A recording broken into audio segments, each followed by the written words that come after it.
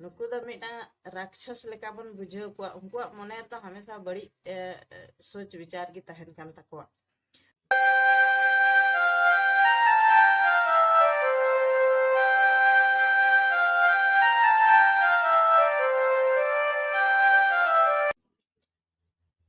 जोहार के आपे जतो को नवा सावतांगन ऑफिशियल चैनल रे आपे जतो को सगुन दाराम तिहिन इन आर मिटे नवा वीडियो अगू का आर ओना वीडियो हो जहाटा दुमका रे घटना हुई कान कुरमाहा बाजार सुर रे हंसडी थाना प्रखंड क्षेत्र रे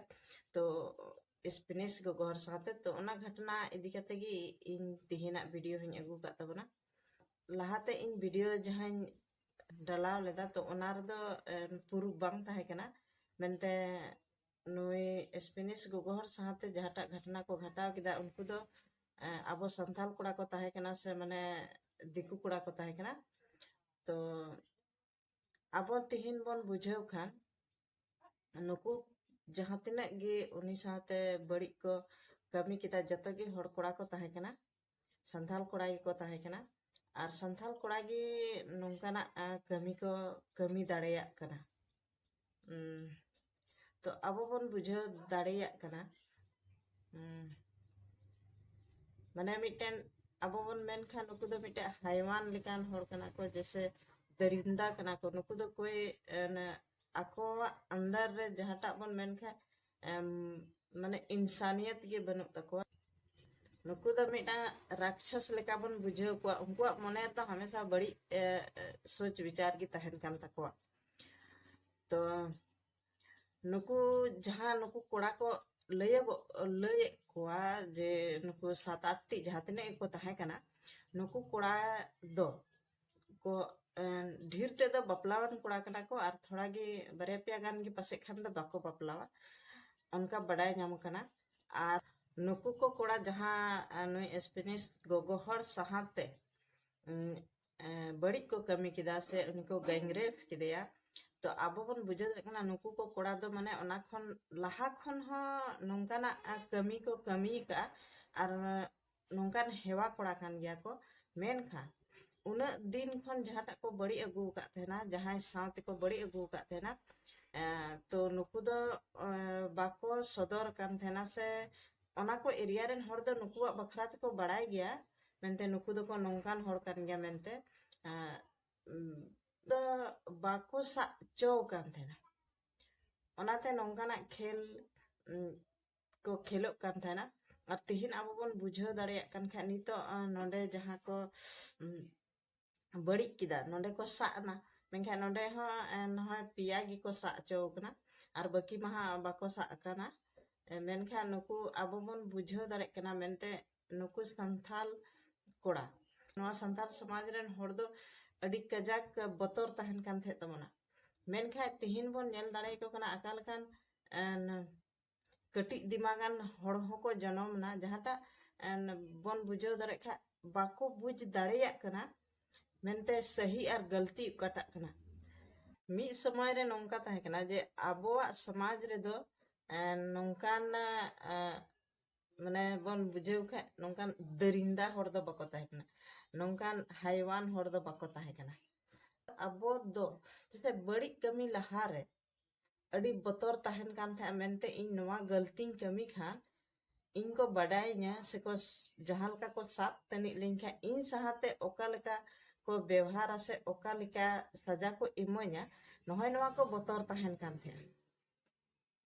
मेनखा नी तो मन बुझाव दाड़े कना आबोआ समाज रे ओका लकान हड़ को जन्मों कना जहाटा दो ओना बतर महा को चबाव का मेनखा बन बुझाव दा उनको आकोआ बोहो रे दो हमेशा माने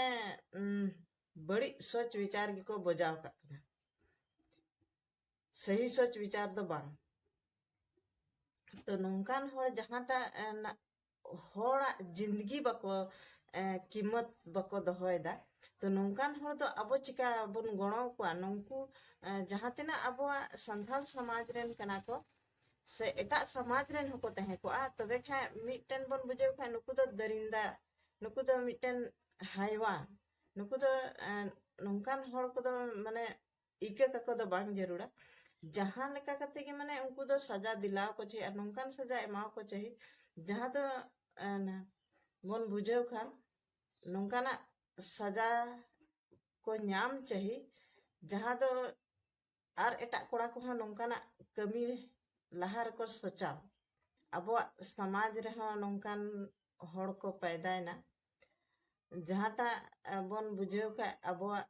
samaj redo nongkan hor do bako tahe kana menkha nit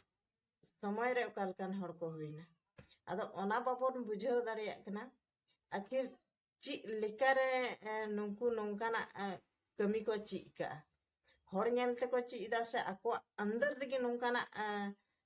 माने मोने रे सोचाव जागृत कन तको आखिर ओकालकारे नोंकाना घटना कमी रे जांगा को लहायदा लहा दोबन आंजोमे थेना मेनते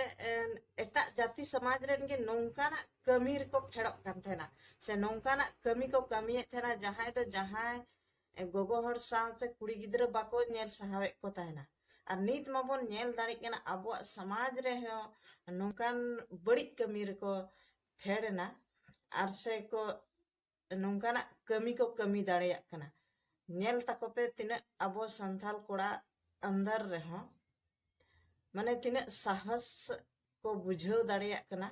मेनते आकोआ जुदी आको को सा लेनखा आकोआ जान रे परवाह बको दोहयदा और नोंकाना कमी होरार को फेड़क कना तो ओनाते इन नोइन मेंदा जे नुकु कोड़ा जहां तिना गे नुई एक्सपीरियंस गोगो हर साथे बड़ी को कमी का गलती को कमी का नुकु दो सजा दिलाव को चाहिए और सजा को नाम चाहिए और बन बुझाव खा जुदी अब नुकु बाबन सजा बन दिलाव को कना से सजा बाको नामा माने अबरेन बोया कुड़ी गिद्रे सा बहु बिटी सा ते आरहो नोंकाना गलती को कमिया और नोंकुआ जहाटा आदत कना नुकु मा नोआ बाको बगिया चेदा जे नोआ आदत नुकु लगाव चुकुआ कोआ चेलका को मेना